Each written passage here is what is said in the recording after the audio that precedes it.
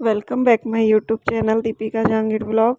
तो शुरू करते हैं आगे का वीडियो। हरिद्वार में मेरा एक्सपीरियंस पार्ट 3। मैंने ये वीडियो उसमें बनाया है 3 पार्ट में, क्योंकि वीडियो ना बहुत लंबा हो जाता है, इसीलिए मैंने इसको 3 पार्ट में बनाया है। तो ये देखिए, यहाँ से मैंने पूरा हरिद्वार यहाँ से देखा, और मौसम में ना यहाँ पर हल्की धुंध जैसी थी, जैसे जनवरी का मौसम होता है ना, ऐसा मौसम यहाँ का लग रहा था। और हम बिल्कुल अब मंदिर के नज़दीक आ गए हैं, और अब थोड़ी देर में मंदिर में एंटर करूँगी। और मैंने यहाँ पर ले लिया है एक नारियल, और मैं मंदिर में अंदर एंटर करने जा रही हूँ। और मैंने जहाँ जहाँ मुझे परमिशन थी, मैंने वहाँ वहाँ का वीडियो लिया है।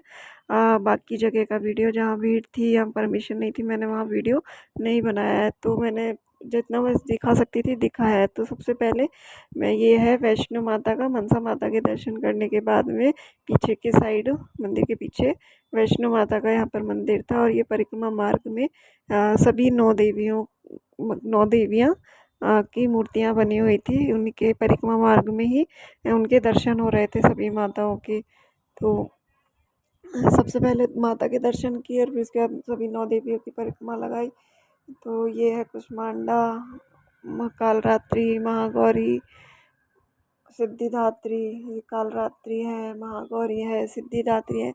इसी तरीके से सभी 9 देवियाँ थी। और ये वो पेड़ है जहाँ मन्नत का धागा बांधा जाता है। इसी पेड़ पर मन्नत का धागा बांधा जाता है। बहुत लोगों ने यहाँ पर धागे से पूरे पेड़ को ना मन्नत के धागे से भरा हुआ है, बांध कर।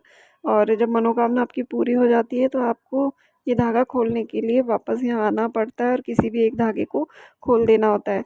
तो और ये धागा आपको वहीं पर, जहाँ मंदिर है, जहाँ पेड़ है, उसी के नीचे पंडित जी बैठे होते हैं, उन्हीं को वो 10-20 रुपये दक्षिणा देकर, और उनसे वो धागा आप ले लेना, और उसी जगह माता से प्रार्थना करके और उस पेड़ पर उस धागे को बांध देना। 1 ही साल में माता रानी आपकी सभी मनोकामना पूरी कर देती है। और उसके बाद फिर इस धागे को खोलने के लिए वापस आना पड़ता है।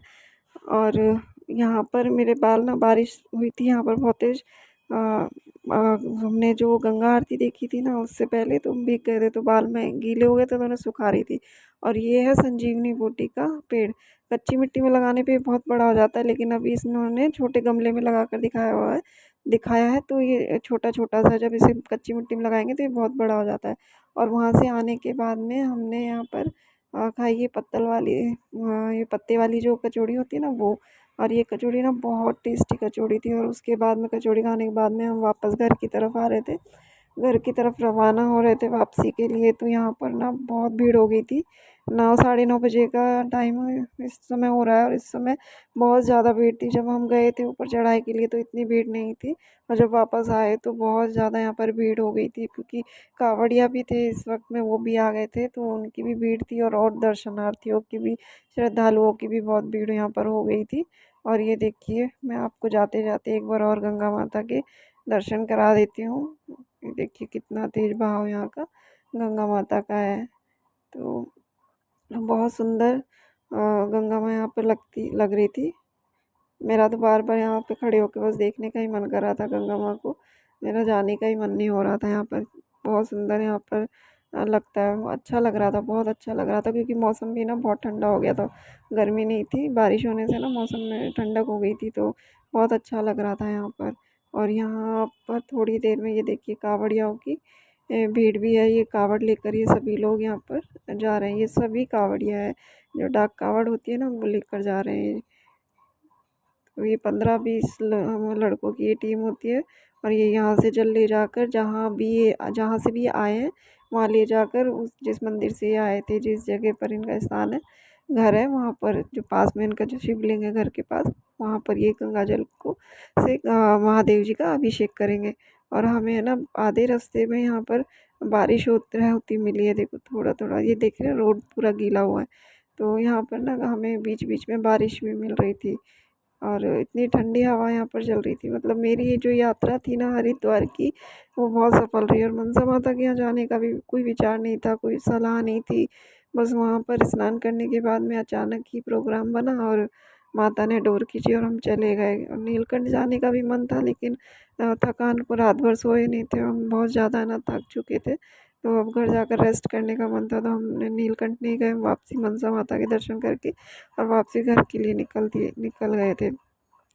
और यहाँ पर इतनी ठंडी हवा चल रही थी, मौसम भी बहुत अच्छा हो रहा था, तो ठंडी ठंडी हवा में ना नींद भी बहुत आ रही थी और रात भर सोए भी नहीं थे और थकान भी थी, जब पैदल चढ़ाई करी थी।